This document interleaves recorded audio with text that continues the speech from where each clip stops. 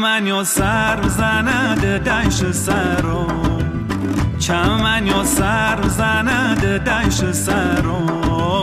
یه گل نازنین قوچه درا ای عزیزم همه کسم دستمال یادگاری تا و دستم که موک روزیم و تو برسم بهارم و یارم و یه خنواکو چی کرج حالی دستگیرو نهناکو دنیای روزه عزیزم دنیای دمه خوشحال و خومو و خدا جمعم و جمع کزو کلالا یا ویران مالم کزو کلالا یا ویران مالم کوابو دل سوزی جوانی شو بیت بالم کوابو دل سوزی جوانی شو بیت بالم هی بهار هاتوا یا بهار هاتوا بهار هاتوا یا بهار هاتوا دوستو دزگیران دیده اشتاکاتوایا دوستو دزگیران دیده اشتاکاتوایا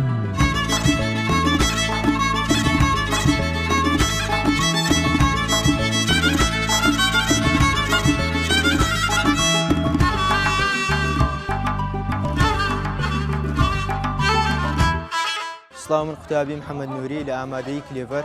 دەستخۆشی لە ستافی کارگێڕی ئامادەییەکەمان دەکەم بۆ ڕەخساندنی ئەم گەشتە بەهاریە هیوای سەربەرزی و سەرکەوتووی لە خۆم و لە قوتابیەکان و ستافی ئامادەییەکەمان دەخوازم. خووە هەر جۆمرەی یارە دەوامت بۆ خووە هەر جۆمرەی یارە دەوامت بۆ یە دووسەگە قوتابی بەڵێن یاسین ئامادەی کلێڤەری ناحکومی زۆر سپاسی دەستەی کارژێری کلێڤەر دەکەم کە هەر وەک چەند ساڵە هەستان بە ڕێخستنێکی گەشتێکی بەهارە بۆ قوتابیان زۆر سپاسیان دەکەم هیوای تەندروست باش و لە شاغێمە دەخوازم کەمووەک ڕووزیم بە توێ بەرەسم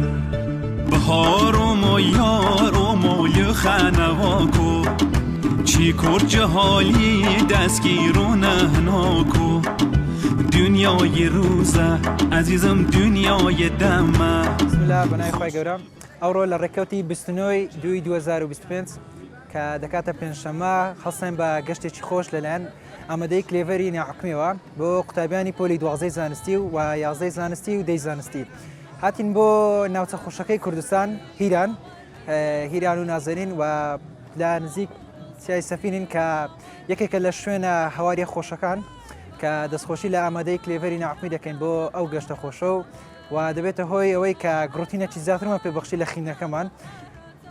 ئینشاءڵڵا و گەشتانە هەر بەردەوام دەبی ئینشاءڵڵا لە ڕەمەزانیش دەتوانین باشتر و پلانێکی باشتر بۆ خوێندندا بنین و ئینشاءڵڵا بتوانین قوتابیانمان ئەو ساڵ لە نمرەی بەرز بن ئینشاءڵڵا لە کۆلێژە بەرزەکان دەیان بینین سپاس بۆ ئێوە و سپاس بۆ ئامادەی کلێڤەری ناحکومی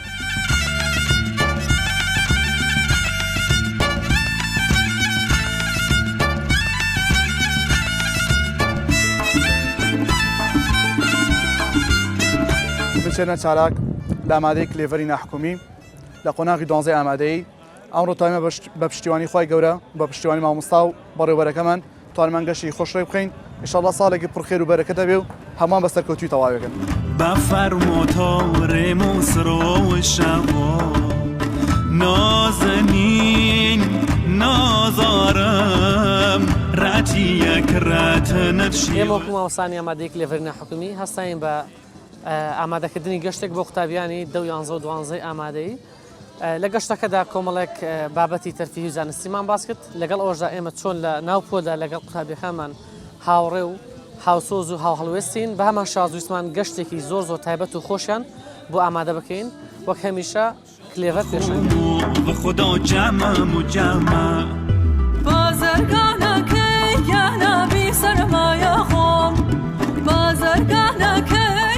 ئێمە وەکو ئامادەیی کلێڤەری ناحکومی هەروەکو چۆن هەمیشە پێشەنگ بووە ئەمڕۆ بە مەبەستی گەشتی بەهارە سەفرێکمان کرد بە قوتابیەکانمان هیوادارین کە بەدڵیان بوو بێت و جەوێکی خۆشیان گۆڕی بێت بەهار هاتەوە يا بهار